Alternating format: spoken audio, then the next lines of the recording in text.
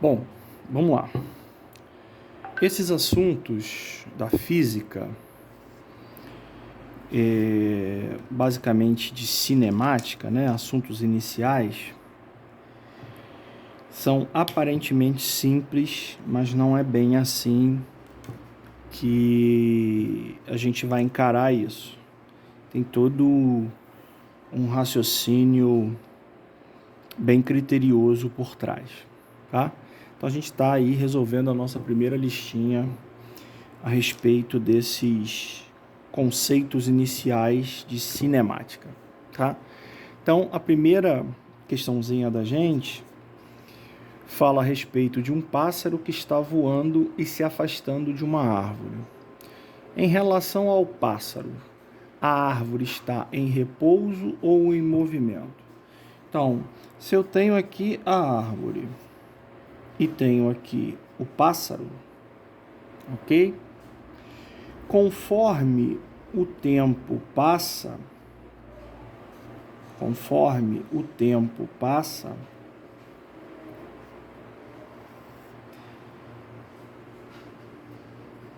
a distância entre a árvore e o pássaro aumenta.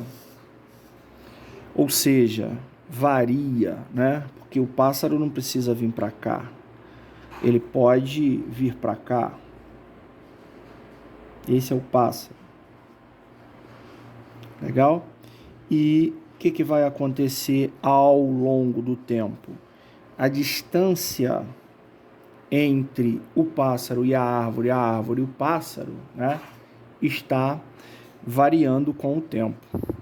Então, isso significa que a árvore está em movimento em relação ao pássaro e vice-versa. Tá ok? Questão 2. Nossa questão 2 fala de uma bicicleta que está em deslocamento horizontal para o leste, né? Então a bicicleta está se deslocando para cá, tá? Com velocidade constante. Então a pergunta da letra A é a seguinte.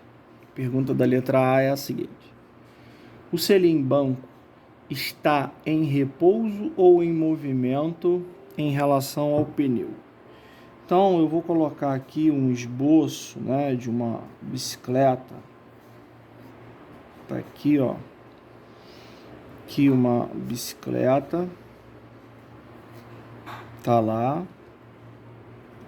E aqui está o selim da bicicleta.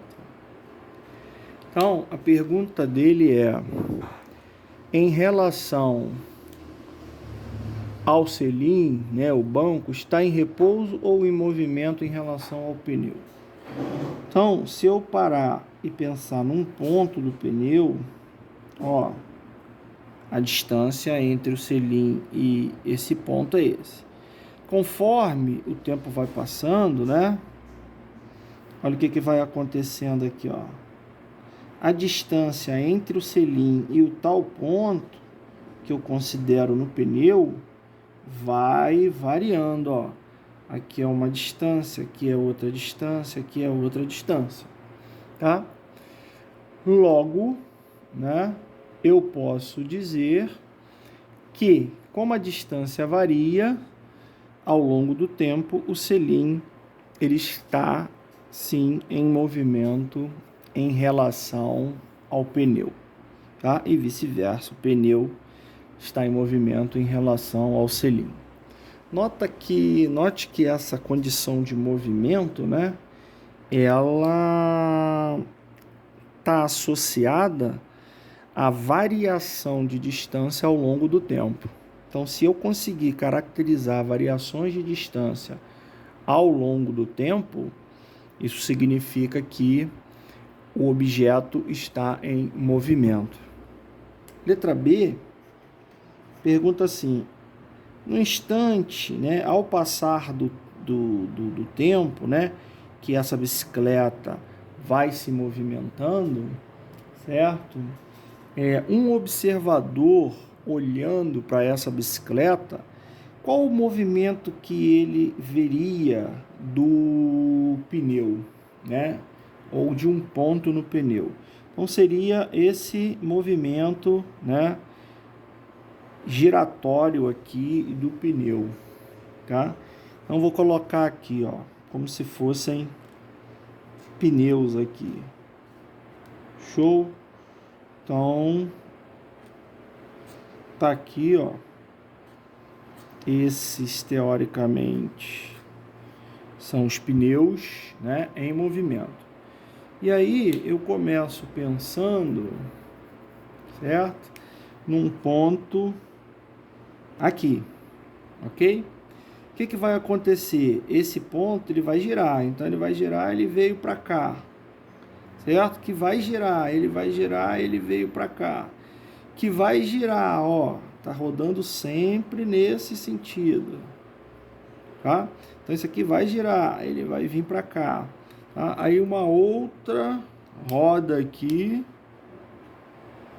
ó, ele vai girar, aí ele vai pintar aqui, certo?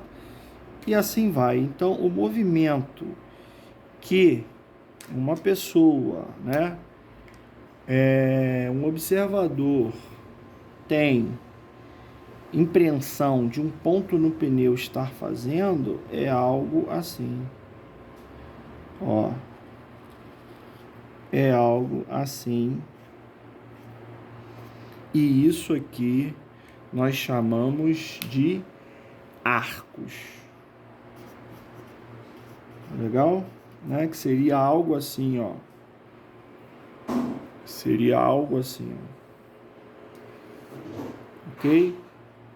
Então esse mais ou menos seria o movimento de um ponto no pneu. Tá legal? Então que tipo de movimento seria? Seriam arcos.